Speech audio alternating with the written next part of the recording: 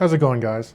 And Happy New Year as well. It's now January of 2019, and I'm happy to be doing a quick review of my first mid-luxury Swiss timepiece, my Ball Engineer 2 Marvelight. But before I get into that, I'm just going to do a quick wristwatch check. I'm actually wearing a very nice Seiko Solar Classic field watch, and I don't know if you can tell on the dial, just below the Seiko logo, it says railroad approved. And that's actually a cool segue into this particular piece I'm going to be reviewing from Ball, because what railroad approved essentially means is that an organization from the railroad company basically allows conductors, train conductors, to wear this piece. And the whole railroad standard was actually came to fruition based on a crisis that happened in the 1890s when two trains in Ohio collided head-on, and that's because their conductors and engineers miscommunicated times, and they had to develop a set of railroad standards. And the person to develop those standards, commissioned by the railroad people, was actually Webb C. Ball, and he's kind of the founder and the name of this piece that I'm currently going to review, the Ball Marvelight watch. So it's actually kind of a neat bit of heritage for this particular piece. He did set standards of a variation of no more than 30 seconds between conductors in the 1890s to prevent this sort of thing from happening again. So right off the hop, guys, a couple things you should know about Ball. One, they are Swiss made since about that time, 1890s. Secondly, they use a lot of tritium technology. So I'm going to show you some low light shots of this guy later, but basically, there's no lume on this watch, but each of those applied hour markers and the handset has tritium gas tubes that allow it to glow nonstop, which is really, really cool. First, let me talk about the dimensions of this guy too, because this is a very versatile piece. It's a 40 millimeter case, so you know it's around that kind of dress and sporty type of case. The wingspan here from the lug tip to lug tip is about 46.5 millimeters. The height of this watch is about 13 and a half millimeters if you include the Cyclops there. And then the lug gap for the bracelet here, it's 20 millimeters. So it will please a large number of wrists. And I'm just over the moon about this watch. Again, you can find these retailing, I think on the website. They're kind of trending right now around $1,900 US dollars. But of course you can get that on the gray market like I did for this piece at a much lower price point than that. And of course, being Canadian, you have to factor in conversions and any shipping costs, but still well worth the money. So I'm going to move in. Look at this really, really nice deep black dial. It's almost like a black lacquer dial. You do have the Ball symbol and a Fisher standards, and RR is the railroad, obviously. And it's since 1891 when that incident occurred, and that's printed near the 12 o'clock. At the 6 o'clock, it is an automatic movement, 100-meter water resistance, and they actually use the Ball caliber RR 1103, which is really just it's a top grade ETA 2824-2. It's super shock resistant and anti-magnetic as well for this particular movement. I love that it's a really nice anti-reflective coating on the crystal, which is flat. You have a Cyclops date magnifier at the 3 o'clock here. And to me, what really drew me to this piece is I was seriously considering getting a Rolex Oyster Perpetual 39, and this actually looks strikingly like the OP39. But you have to include that there's a date complication here where there isn't on the OP39.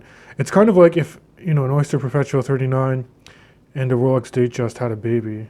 That's exactly what this watch would essentially be.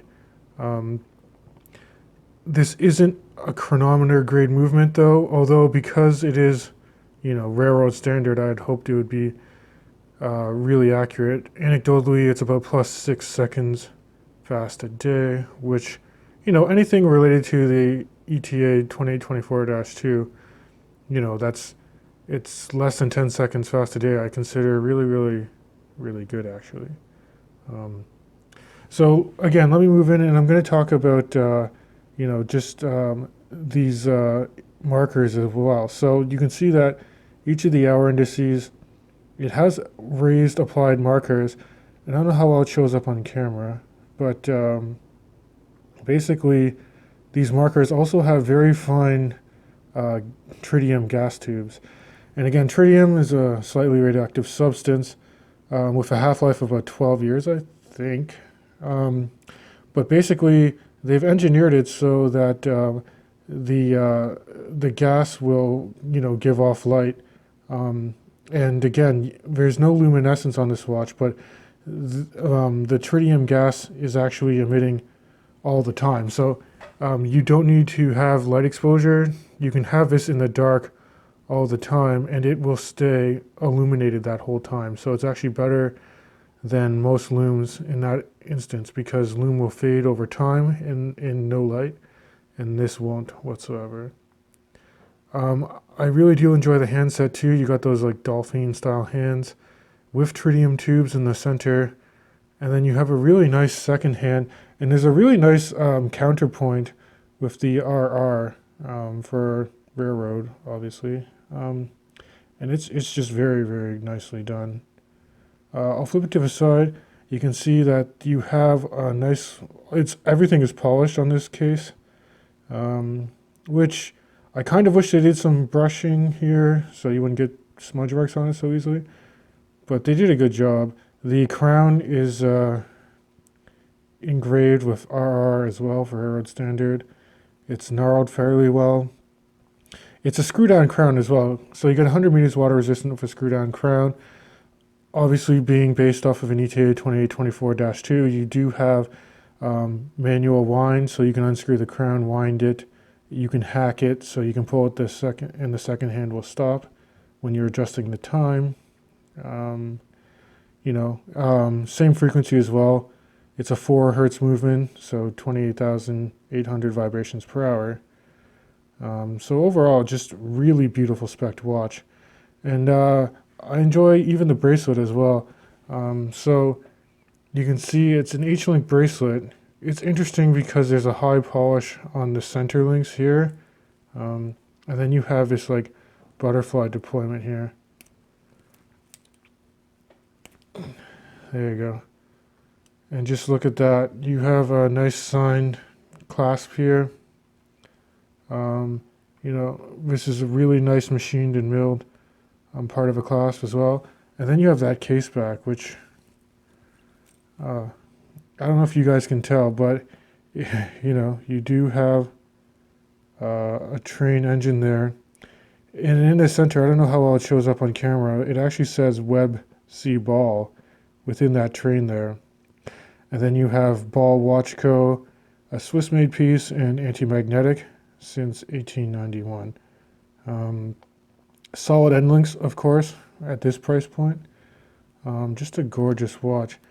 And another thing that makes Ball a real standout company for me is their customer service, because when actually receiving this with this bracelet, I don't know if you can tell, with this type of butterfly deployment, there's no micro adjust on the actual class, but you do have screwed full links, and then you have 2 half links as well. But what surprised me about this particular watch is that the full bracelet was still too small to fit my 7¼ inch wrist.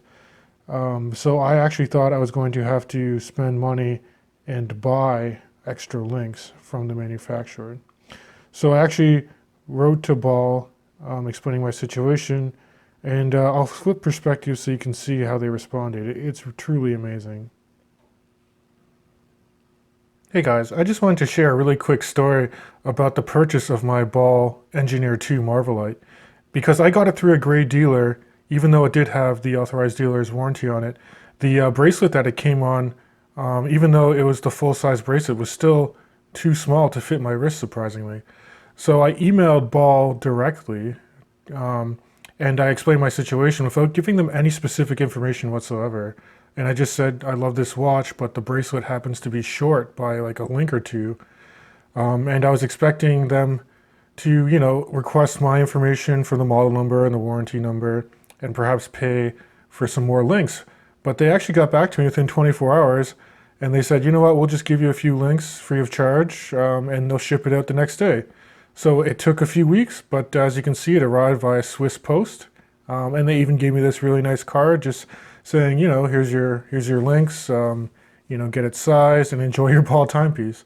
So I was just really amazed by, how they just follow through to please their customers. So I really think Ball's a great brand.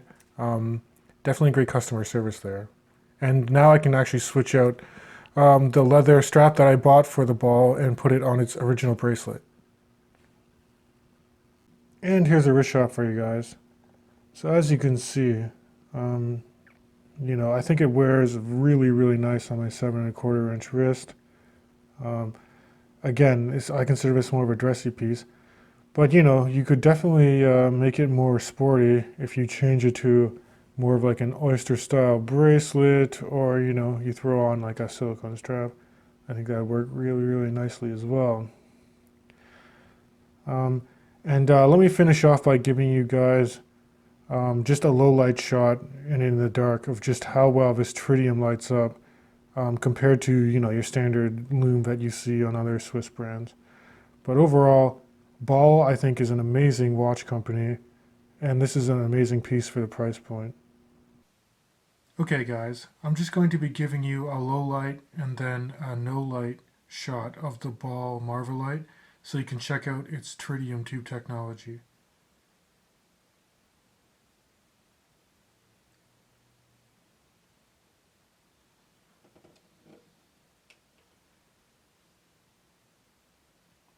It's also nice because you can see that the handset and the 12 o'clock has the green tritium to differentiate and give you orientation from the other hour markers which glows blue.